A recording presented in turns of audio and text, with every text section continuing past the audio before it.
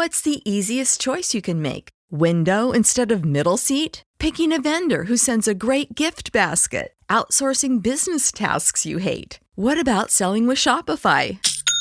Whether you're selling a little or a lot, Shopify helps you do your thing, however you cha-ching. Shopify is the global commerce platform that helps you sell at every stage of your business. From the launch your online shop stage to the first real-life store stage, all the way to the did we just hit a million orders stage. Shopify's there to help you grow. Whether you're selling scented soap or offering outdoor outfits, Shopify helps you sell. Wherever and whatever you're selling, Shopify's got you covered. Sign up for a $1 per month trial period at shopify.com/try. Go to shopify.com/try now to grow your business, no matter what stage you're in. Shopify.com/try.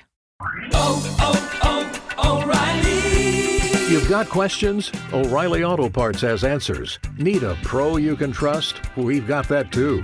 No matter what you need, our professional parts people have the training and expertise to help you do things right. Deep automotive knowledge, just one part that makes O'Reilly stand apart. The professional parts people. O'Reilly Auto Parts. No music, no intro. We're back in it. Hashtag Saints Twitter podcast. I can't lie. My excitement for this episode is pretty through the roof. With the guests that we were able to get on to come in gracious and spend some time with us and talk some Saints football on this podcast. As always, joined by Ryan. You can follow Ryan on Twitter at thatboywolf. And we got a big one, guys. We got a big one. Joining us on the podcast is the one and only Greg Cosell. If you're a football head like we are, I'm pretty sure at some point you either have heard Greg on the Ross Tucker podcast. He does the NFL matchup on ESPN. A true football nerd at heart, just like all of us are. And you can also follow Greg on Twitter at Greg Cosell. Greg, thank you so much for coming on. We really appreciate it. Hey, Adam, it's great to be with you guys. Thanks for having me. I look forward to it. Awesome. So we're gonna get right into it. Well, before we do that, I just want to kind of check in with you and see how you're doing, how your family's doing with everything going on, making sure everything's good on your end. Well, fortunately, everything with my family is good. Everybody's healthy. Haven't been out of my house a whole lot in about 6 or 7 weeks, but other than that, everything's good. Good to hear it. Good that you're staying safe, you're staying well, and all of that. So we have a lot. Could talk about a lot regarding the Saints. The draft just ended. They just signed Jameis Winston recently. So we're gonna kind of have a combination of talking about the draft and just overall topics regarding the Saints. So I'll kind of start off in saying that there was a lot of debate and there's still a debate on if the Saints needed to add a third wide receiver in the draft. And there's like this notion that the Saints were okay with passing on the third wide receiver because there's not enough balls to go around is kind of what the mindset is. I've seen various teams like the Broncos go that 3 receiver route with Sutton, with KJ Hamler, with Judy. You have the Bengals with Boyd, AJ Green, T. Higgins. Do you feel like in terms with the Saints passing on adding a third wide receiver, how could you like envision Sean Payton attacking defenses offensively through the air, offensively with how the team is currently set up? Well, first of all, they do have a third wide receiver. It's not as if they don't have one. And I think what Sean Payton does is he's very personnel-based. He's very formation-based. So you're going to see a lot of 12 personnel. Jared Cook is still there. He's still, as we saw last year, adds a vertical dimension. He can run the vertical seam, and that's a throw that Drew Brees has always made exceedingly well. They obviously drafted Adam Troutman in the 3rd round. A 3rd-round pick is a meaningful pick, and Troutman is a big, athletic kid. He was a quarterback in high school, so I know he played a lower level of college football, but he's a big, athletic kid.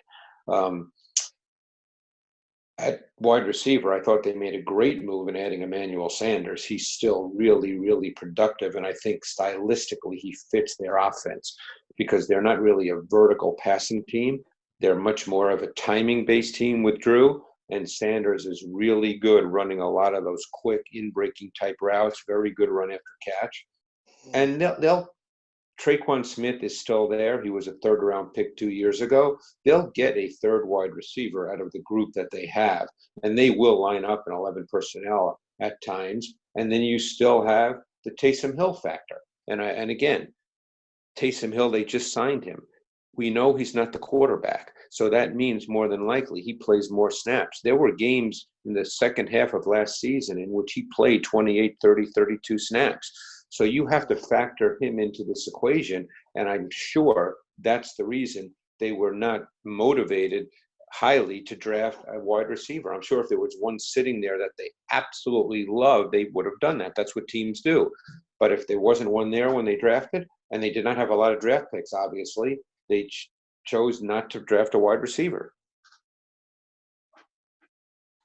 Yeah, that's a good point. And, a lot was made about them not getting a receiver. I mean, you know how fans are, and I'm including myself in this. Right. You really want that shiny new toy on Christmas night, but sometimes you get the comfortable sweater, and that's fine. And speaking of comfortable sweater, they selected Cesar Ruiz in the first round. Uh, what was your outlook on him as a prospect? Would you study the draft? I know you try to look at most high end prospects. Obviously you can't look at everyone. What was your outlook on him as a player? I really liked him on tape. I mean, I thought that he was a really good prospect. I know that I assume that he plays guard because of McCoy, who played center as a rookie last year and was very good. But Ruiz can play guard. There was nothing really not to like. I thought he stood out on tape. He has the desired combination of outstanding athleticism. He's got really good movement. He has good technique, hand usage. He's competitive. He's tenacious. One thing I look for, and obviously he played center this year in Michigan, is one thing I look for is what we call snap-to-step quickness. And you can see it with him both in the run game and in pass protection. For a guy who's 6'2", just under 6'3", really, but over 300 pounds, he has really quick, light, athletic feet. I thought he was really quick into his pass sets. And don't forget, this is a pass offense that is much more quick game than deep drop. The deep drops come when they try to create shot plays, and those plays usually involve 7-man protection. And also keep in mind, the Saints, for the last couple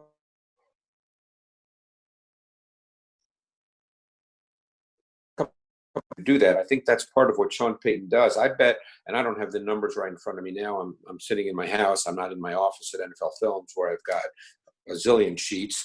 But I think they were top 3 in terms of percentage of snaps with 6 offensive linemen. And so they do that as well. So Ruiz is, he's one of those picks that does not get people excited because he's not sexy, as you guys know. But it's just one of those really good picks. It's like McCoy. McCoy was not a first-round pick last year. I guess was he a second-round pick? Yes, I think they so. Traded him. Yes. Yeah.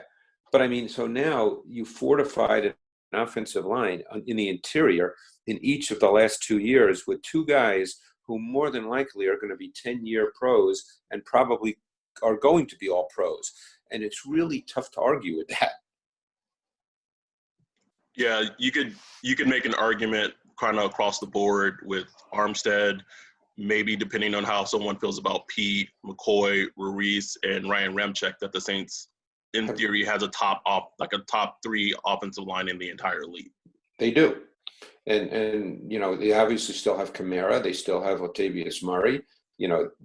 Kamara is a fascinating player because he's not a feature back in the sense that you're going to give him the ball 280 times, but we know what he is. We don't need to discuss him.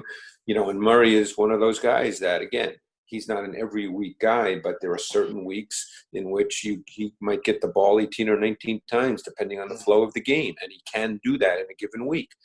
So really, when you look at their entire offensive roster, it's pretty darn good. So I think the receiver thing, and I know that Ryan said that it's a fan thing, but, I don't think they looked at wide receiver, that is, as a position that they had to draft or else they just can't do what they want to do. I think they feel pretty comfortable with what they had. And as I said a moment ago, you can't disregard the signing of Taysom Hill. He will play a lot more receiver this year. Kind of switching over to the other side of the ball, they were able to trade up in the third round and draft Zach Bond, a player that the Saints absolutely loved. I started watching some of Bond when they were kind of like seeing mock drafts and seeing him potentially slide it to the Saints at 24. And when I watched him as a player, I saw a good player, but I didn't see – I felt like prospect-wise, like I was missing something when I was watching him. And now there's potentially talks of him transitioning to either weak side linebacker or middle linebacker in the defense. What are your thoughts of him as a player potentially being able to make that transition, or even as an edge pressure player of what he brings to the defense? Well, let's keep a couple of things in mind. The Saints last year played out of a sub defense, meaning they had 5 or 6 defensive backs on the field on almost 80% of their snaps. Keep that in mind. Now, that number could change, but it won't change dramatically. Obviously, it'll depend on the schedule, which I guess comes out tonight. And let's assume we play all 16 games, so it'll depend on the schedule. But if it was close to 80%, so even if they lower it a little, so what, it'll be 75%? That's the bottom line. They're going to play sub a ton. I think Zach Bond is a great sub player. Number one, he's a really good pass rusher. One of the best pass rushers in this draft class. The issue with Bond, and the reason he probably fell to the third round, is he's one of those guys that probably a lot of teams were uncertain as to what he is, because he's only 238 pounds at the combine. So even though teams play predominantly out of sub, you do have to think to yourself, where is he playing in my base? Because that's how teams start when they practice. They put players in their base.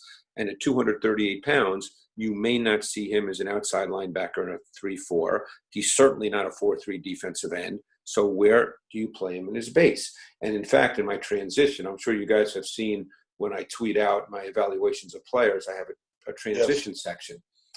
And I said about Bond, will some see a move to stack linebacker given his high-level athletic traits and play speed and range?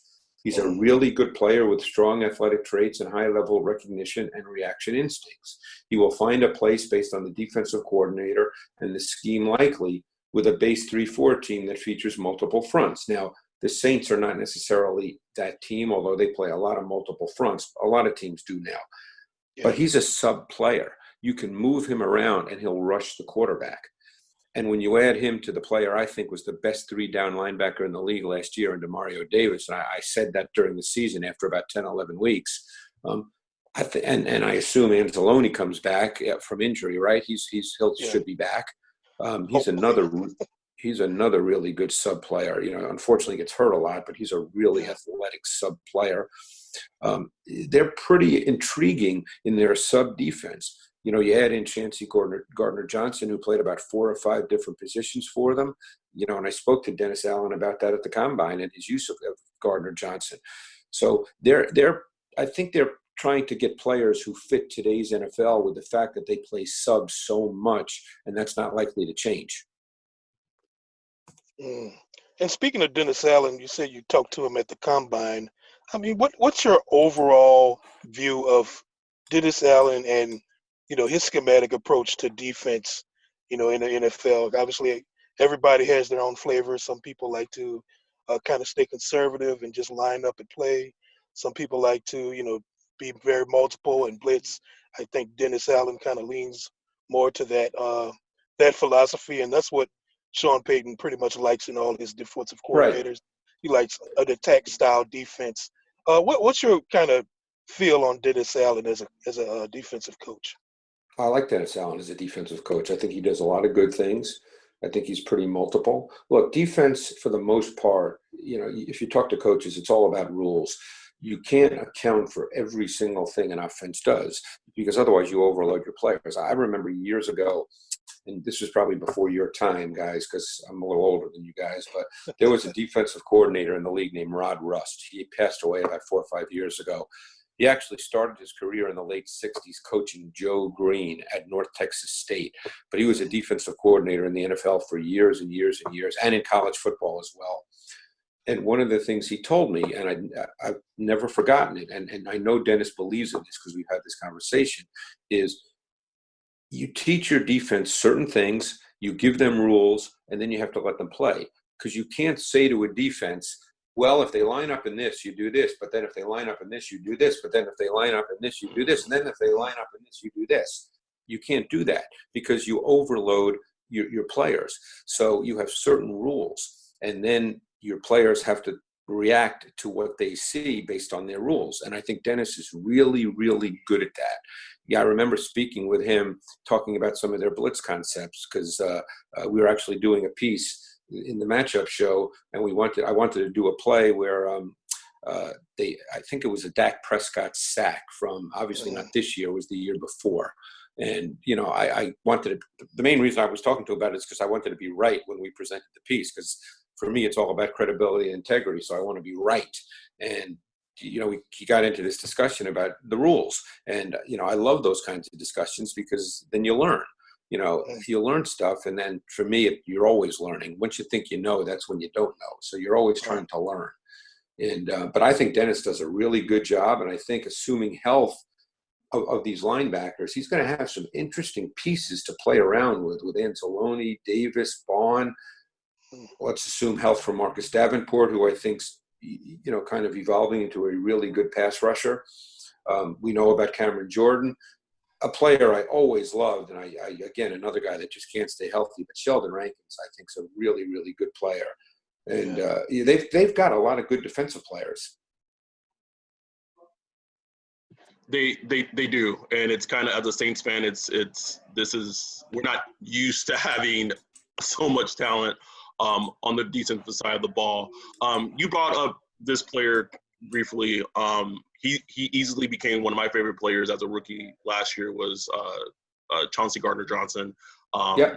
He started playing the nickel quite often, and then when Von Bell got injured, he kind of slid over to that strong position, and I felt like in that position he absolutely blossomed. It was a heat-seeking missile all over the field.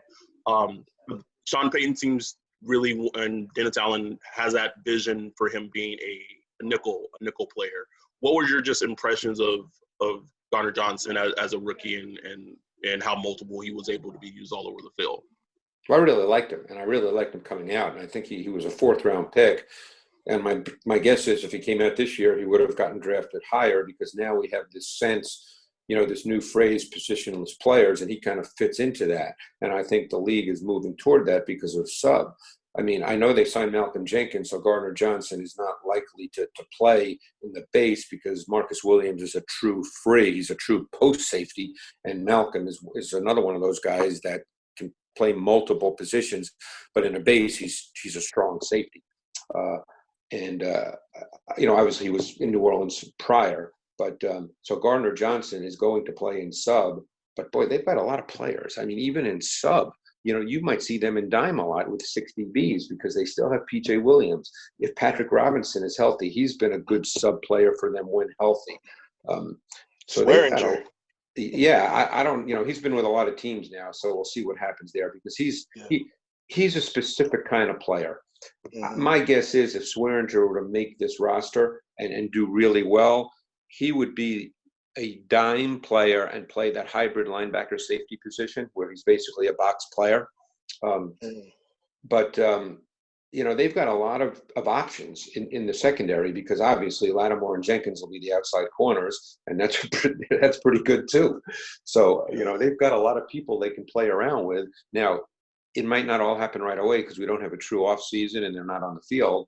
But, they've got a lot of pieces. They've got a lot of puzzle pieces to play with when they play in their sub packages. That should be interesting. My final question, and again, we appreciate you for coming on. Oh, no problem. Jameis Winston, that was the big signing a couple of weeks ago, kind of shocked everyone. We had kind of heard chirps locally that this maybe could happen, and I kind of like the idea of bringing him in. Obviously, a super talented quarterback, but with major flaws. What was your thought of him coming to the Saints, and what do you think he would look like in that Sean Payton offense? Well, I think it was a great move because Jameis Winston he's a fascinating guy to evaluate because he has high-level talent. And we know about all the issues. We don't need to spend 5 minutes talking about the fact that he turns it over too much. I've always been a believer, though, with interceptions, you've got to watch each interception individually, which I did with Jameis Winston. And, obviously many were his fault and some were not. But no matter what, you can't throw 30 interceptions, no matter what. It just can't happen. But he also has a big arm. He can make every throw. He's got kind of an awkward mobility to him that he can make plays outside the pocket. I think coming to a Sean Payton offense with Drew Brees as the quarterback, he will really learn. This is no knock on previous coaches. I'm just speaking about Sean because I know Sean. He will learn detail, nuance, subtlety. He will learn how disciplined a craft the quarterback position is because there's no one more disciplined and nuanced and subtle in his approach than Drew Brees. And Drew's had to be that guy because he's 6 feet and never had a power arm. So I think this is a good, and I'm sure Jameis isn't thrilled, but this is a good year to step back and really learn from two of the best at what they do in Sean Payton and Drew Brees. And who knows what happens after the season with Drew. But, the Saints are set up pretty well with Jameis. Now, did he sign a 1-year deal? Yeah. It's just a 1-year deal with like a $1.1 million base. So I guess it all depends on Drew. I mean, if Drew decides to retire after this year and they really like what they see from Jameis, because I've spoken with Jameis, and it was maybe after his rookie or second season. And when you speak with him, he's all football. He comes across exceedingly well. He comes across as a really smart guy who's all football. So again, I can't speak to what he is on a day-by-day basis. I'm not, I wasn't in Tampa. I'm not there. But, in brief conversation I had with him, I came away being pretty impressed with just the way he saw the game, thought about the game. I was fortunate because of what I do that I was able to, when I spoke with him, it was actually a Super Bowl event a number of years ago. I was actually able to bring up specific plays just based on what I do. And I could see his face light up and he started talking about the specific plays and he knew everything about them. And so, I just think he needs to take like a mulligan for a year and kind of learn from two of the best. And I would expect him to be back as a starting quarterback at some point in this league, whether it's in New Orleans or somewhere else.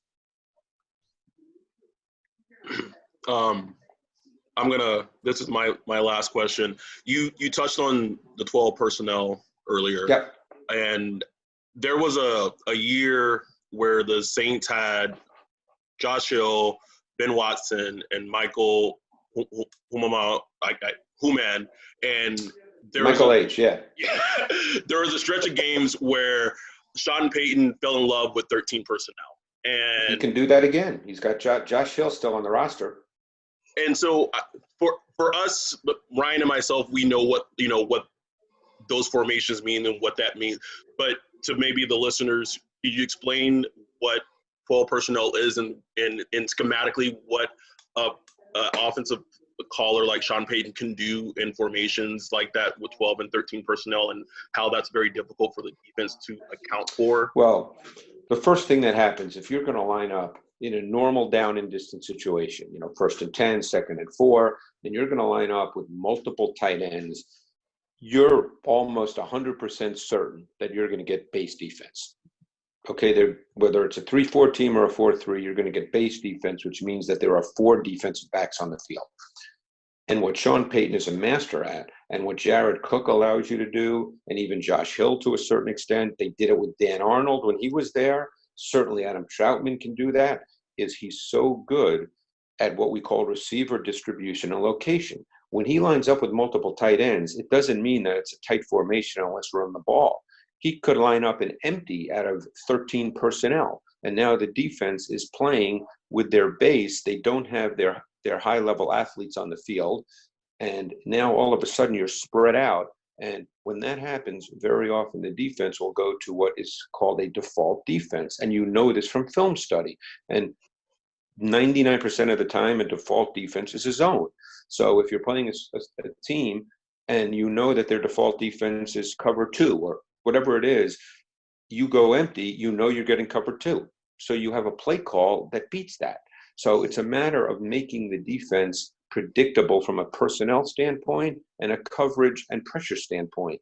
And Sean is outstanding at being able to use multiple formation looks out of 12 and 13 personnel. Ooh, I felt like I was in college for a second. That was some great stuff. That's why. Well, that's what happens. I mean, you see that a lot in the NFL. Teams are doing that a lot, going empty. And an empty requires usually quick game. It's a quick it's a 3-step drop or a quick 5-step because obviously, there could be pressure. But look, Drew Brees, he doesn't throw a lot of balls over 10 yards in the air anyway. From the line of scrimmage, I mean. Yeah. Right. Well, yeah, I'm kind of with Ryan. I feel like I was taking notes and taking it all in. Hopefully that was pretty clear. It certainly sounded clear to me, but no, but I was the one saying it. Completely made sense. So that's all we had, Greg. I'm pretty sure Ryan and I could talk to you about Saints football or just football in general all day. Well, you know what, guys, we could do it again. I mean, it looks like I know that the governor of New Jersey just said that we have 30 more days yesterday, so I'm going to be hanging out a lot. So feel free to reach out. Well, we definitely might take you up on that offer. Again, if you're listening to this podcast, I have a strong feeling you know who Greg Cosell is. But if not, you can always check out his work on Twitter in terms of his player evaluations at Greg Cosell. He does the Ross Tucker Football Podcast. He does NFL Matchup on ESPN, where he's breaking down the game in such a fascinating way. When you're a football head, it all just ties in together. It makes sense, and it increases your football knowledge. Thank you again so much for coming on, Greg. We greatly appreciate it. Continue to stay safe. Continue to stay well. We really appreciate you making the time for us. You too, guys. Stay safe, and thanks for having me. It was great. Thanks, Greg. Really appreciate it. So with that, we're gonna get out of here. You can follow Ryan on Twitter at ThatBoyWolf. You can try to follow me on Twitter, but it'd be pointless. And with that, we're out. O'Reilly. Check engine light on? Take the guesswork out of your check engine light with O'Reilly Veriscan. It's free and provides a report with solutions based on over 650 million vehicle scans verified by ASE certified master technicians. And if you need help, we can recommend a shop for you. Ask for O'Reilly Veriscan today. O'Reilly Auto Parts.